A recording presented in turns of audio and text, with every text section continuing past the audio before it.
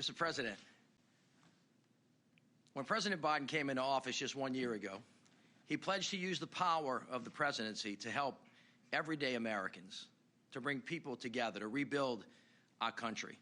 He and Vice President Harris are doing just that, proving that America can do big things again. With both parties in Congress, a truly bipartisan effort, President Biden is delivering the largest investment in infrastructure since Eisenhower. So for most people, the largest in our lifetimes. A generational investment, a really big deal. 60 days ago, President Biden gave me a mission upon signing the bipartisan infrastructure law to help build a better America. It should not go unnoticed that the key part here is better. So what does a better America look like? Better looks like modern roads and bridges, rail and transit, so we can get to school and work on time. Better looks like high-speed internet so that all of our kids have the tools they need to learn, so farmers can use precision agriculture, and so that seniors can access telemedicine and so much more. Better looks like removing lead pipes, cleaning up abandoned oil and gas wells that dirty communities, building 500,000 electric vehicle charging stations that prepare us for our future. Better looks like creating good-paying union jobs, a top priority for this president. The better is making it possible for companies to manufacture more products right here in America, to build our supply chains here so that Americans can get what they need more efficiently and lower cost. Better looks like using this investment in our infrastructure and our people to build more resilience and combat climate change, which threatens us all. And finally, and most importantly, better looks like rebuilding America in ways that move all of us forward with equity at the center of everything that we do, so that no community and no person is left behind, because we are better together and because diversity is this nation's greatest strength. That is what building a better America looks like. Mr. President, your team has hit the ground running. 60 days in, billions of dollars are headed to the people of America through the states, local governments, territories, and tribes. We're breaking down silos across agencies. This is a one-team, one-fight mission to build a better, stronger America. And since we haven't spent this kind of money on infrastructure in generations, we're also talking about how to do it with accountability, making sure we can be good stewards of the taxpayers' dollars and deliver results on time, on task, and on budget. Mr. President, with this cabinet and the partners we have on the state and local level, with community leaders and the people of this great nation, we are up to the challenge. It won't be easy. Nothing worth doing, if ever is. So, Mr. President, you set a very high standard, but we're going to put our shoulder to the wheel, and we're going to get it done for our beloved country. Thank you. Please welcome the President of the United States.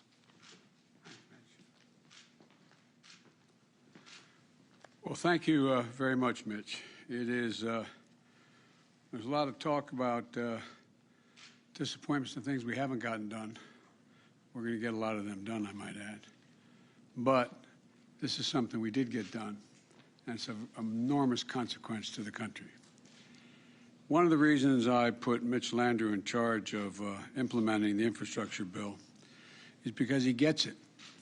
He's a former mayor who knows that the real measure of success is not, did we score some partisan points? It's, did we fix the problem? Did we fix the problem? This is all about fixing the problem. I ran for president to unite the country. This bipartisan infrastructure law I signed 2 months ago unites us around things we all depend on. Whether you're in rural Kentucky or downtown Philadelphia, you should be able to turn on a faucet and drink clean water. Students should be able to get the internet if they need it to do their homework at home instead of having to drive to a fast food parking lot. People need good jobs. Mitch just told me about the man he met in Jackson, Mississippi, who told him, quote, "I don't mind working 3 jobs. I just don't want one paycheck across all 3 jobs." You know, we've heard it said, talent is equally distributed, but opportunity is not. When we invest in infrastructure, we're really investing in opportunity. These are investments that will build a better America. Sounds like hyperbole, but it's real. So today I want to talk about the progress we made in 2 months since I signed the bill into law, and to make a big announcement as well. Here's some of what we've done so far. The Department of Transportation has released nearly $53 billion to states to modernize highways. So you have to leave 30 minutes earlier to get to work just because of a traffic jam. That's going to be fixed. We've announced more than $240 million in grants to improve ports in 19 states to speed up and strengthen our supply chains, lower cost, and get you the things you need more quickly. We've announced $3 billion for over 3,000 airports around the country to make them more modern, safe, and sustainable. And we're kicking off the largest investment in affordable, reliable, high-speed internet in our nation's history, $65 billion to get to every corner of our country connected, urban, rural, and suburban.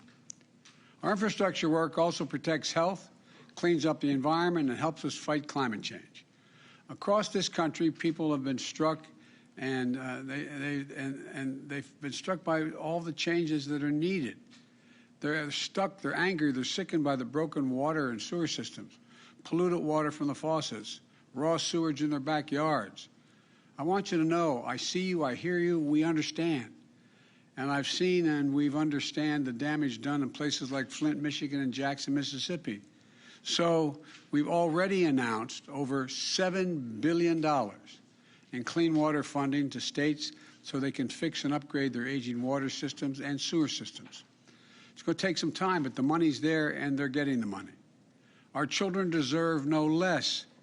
We've also released an action plan to replace all of our nation's lead pipes in the next decade. This is the United States of America, for God's sake. Everyone in this country should be able to turn on the faucet and drink clean water. And it's time to get back to the business of cleaning up the hazardous waste sites that poison our land and water and have stricken entire communities, and getting back to holding polluters accountable to keep that pollution from happening in the first place. The Environmental Protection Agency has announced $1 billion to clean up 49 Superfund sites in 24 states. We're talking about cleaning up rivers in Ohio, chemical plants and sites in Florida, polluted lakes in Michigan, and many more. This is long overdue, and we have to stick with it. The Department of Interior is launching a program to cap and plug orphaned oil and gas wells that are spewing methane into the air and are dangerous. Many of these wells are in southwestern Pennsylvania and eastern Ohio, but there are hundreds of thousands of them all across the nation.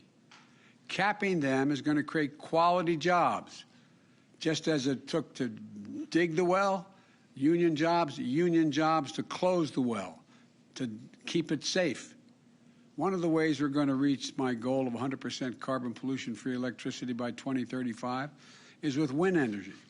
I visited one of the renewable energy labs in Colorado about a month ago and saw technologies being developed there. And just this week, the Department of Interior also announced the largest ever offshore wind lease sale, which could generate enough clean energy to power nearly 2 million homes and create thousands of jobs in manufacturing, construction, operations, and maintenance. It's just the beginning. Jobs that can't be outsourced. We've also seen the impact of extreme weather, taking down transmission lines, leaving cities and communities dark for weeks. So the Department of Energy launched a new initiative to speed up our efforts to strengthen our energy grid with new and upgraded transmission lines and towers, keeping the power flowing for Americans with cleaner, cheaper, and more reliable energy. And that's going to happen. It's going to make a big difference. I also want to be clear. We're in this to win. And, you know, there's a lot of work underway. And it's going to create a whole lot of jobs. And that brings me to the announcement I want to make today. It's just part of the infrastructure bill. My bipartisan infrastructure law includes the largest investment in our nation's bridges since the creation of the interstate highway system. Bridges to connect us, bridges to make America work. Across our country right now, there are 45,000 bridges, 45,000 that are in poor condition. We're seeing photos of some of them behind me in all 50 states. And I've had a chance to see some of them myself as I've traveled the country. I was up in New Hampshire, visited a bridge where, if it's not upgraded, weight restrictions could mean that school buses and fire trucks would have to travel an additional 10 miles out of the way to get to the other side of the river to deal with getting to school and or putting out a fire. In New Jersey, I just visited the busiest rail bridge in the Western Hemisphere. But because it's not tall enough for ship traffic, it needs to swing open to let barges through. And sometimes when it closes, the rails need to be manually sledgehammered back into place. This slows commerce, increased cost. I went down to Louisiana and saw the I-10 bridge. I stood with the mayor and looked at that bridge. It's 20 years past its planned life. It's handling more than double the number of crossings it was designed to handle, and it's 2 lanes narrower than the interstate that feeds into it, causing backups and accidents. Today, the Secretary of Transportation, Pete Buttigieg, is in Philadelphia at the Martin Luther King Bridge, which crosses the Schuylkill River. The bridge is no longer safe for vehicles, even though it used to carry 25,000 vehicles a day. As we prepare to celebrate Dr. King's birthday, we're also reminded that too often bridges and highways were built through the heart of historic communities, particularly black communities, cutting off families, churches, and businesses. We're going to use our infrastructure investments to reconnect communities. One thing I'm certain of, everyone out there knows what I'm talking about. People have written me about bridges they depend on. One man told me that the bridge he traveled on every day is a tragedy waiting to happen.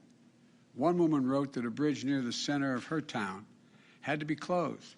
And now drivers and tourists bypass downtown, consequently devastating local businesses. And one person wrote to me to say, quote, "This is your chance to show the people in my area that they matter to you," end of quote. I hear you. I hear you. You do matter to me, and we are going to get it done. My infrastructure law includes a total of $40 billion in funding for bridge improvements. $12.5 billion of that is going to replace the most economically significant bridges in the country.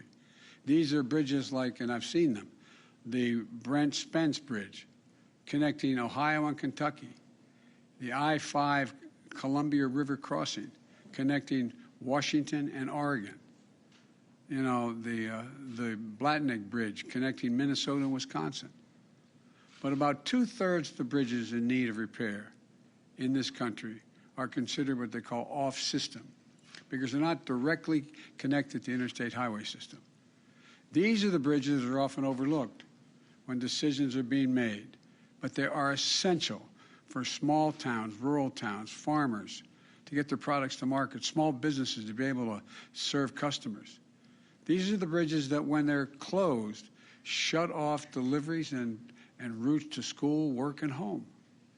They create longer delays for first responders when every second counts. So we've included $27.5 billion for smaller bridges, including dedicated funding for those off-system bridges I just described.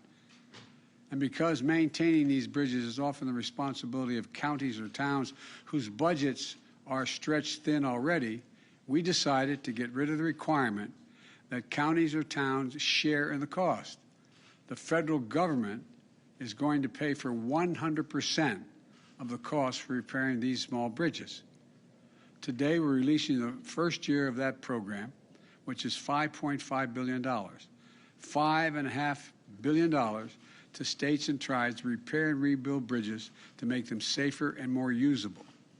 This is an investment that's going to help connect entire towns and regions to new opportunities. With this investment, we're sending a message to those communities and to the people who call them home. You matter. We're building back and building back better with you. We're making sure you're not left behind or left out. I'll end with this. These investments are consequential. We're just getting started. We're building back better than ever before. Clean water for every American. We've never done that before. Now we're going to do it. High-speed internet for every American. We've never done that before. Now we are. Connecting forgotten communities, capping wells that are dangerous, strengthening our power grid to make it more resilient to extreme weather changes. These are investments our country has never fully made. Now we are. You know, and we've arrived at this by a bipartisan agreement. There's nothing beyond our capacity when we work together. When we get this done, we'll get back to beating the world again. we've once again been #1 in the world instead of where we sit now at number 13 in terms of the quality of our infrastructure. And that's going to mean more jobs, good paying jobs, safer communities, and lower cost. We can do this. This is what a better America is going to look like. I want to thank you all for listening, and we got a lot of work to do. And the reason I asked Mitch to do this is because he knows how to get things done. I want every penny watched how this is spent. Just like when I did the Recovery Act in the last administration. It matters. It matters. So thank you all very much. Appreciate it.